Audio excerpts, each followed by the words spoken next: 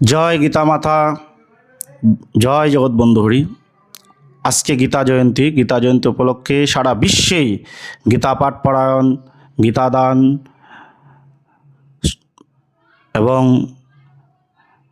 শ্রীমদ্ ভগবদ্ গীতার বিভিন্ন অনুষ্ঠানাদি হবে। তার সাথে সাথে আমাদের কি করতে হবে? আমি মনে করি আমাদের প্রত্যেকটা সনাতনী হিন্দুদের শ্রীমদ্ ভগবদ্ গীতার 3য় অধ্যায়ের 35 নং শ্লোকটি মুখস্থ করতে হবে। শুধুমাত্র মুখস্থ নয়, বাস্তব জীবনে প্রয়োগ করতে হবে। আর প্রতিজ্ঞা করে ফেলতে হবে, আমি এই শ্লোক মৃত্যুর পূর্বেও বলবো না যতদিন পৃথিবীতে দণ্ডায়মান থাকব।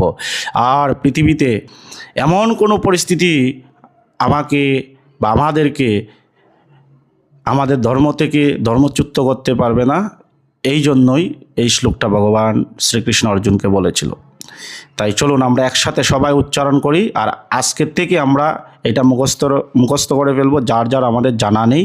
তো আজকের থেকে আমরা প্রতিজ্ঞা করব, এই শ্লোক আমাদের টোটস্থ হয়ে যাবে। সর্বদা হরিনাম সংকীর্তনের মতো আমরা করব। তাই ভগবান কি বলছে অর্জুনকে?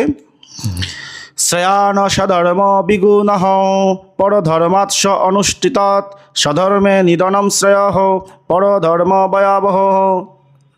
অর্থাৎ হে অর্জুন, সর্বাঙ্গ সুন্দর পরধর্ম অপেক্ষাও কিঞ্চিত অঙ্গহীন নিজ ধর্ম সর্বশ্রেষ্ঠ নিজের কাছে।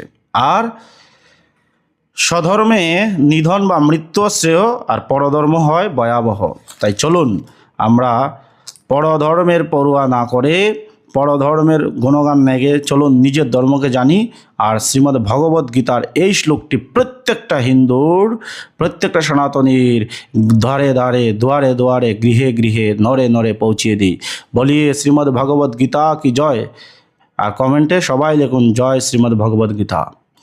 সকলকে আন্তরিক ধন্যবাদ। আর ভিডিওটি এমন পরিমাণ শেয়ার করুন যাতে প্রত্যেকটা সনাতনী হিন্দুর কাছে পৌঁছে যায়।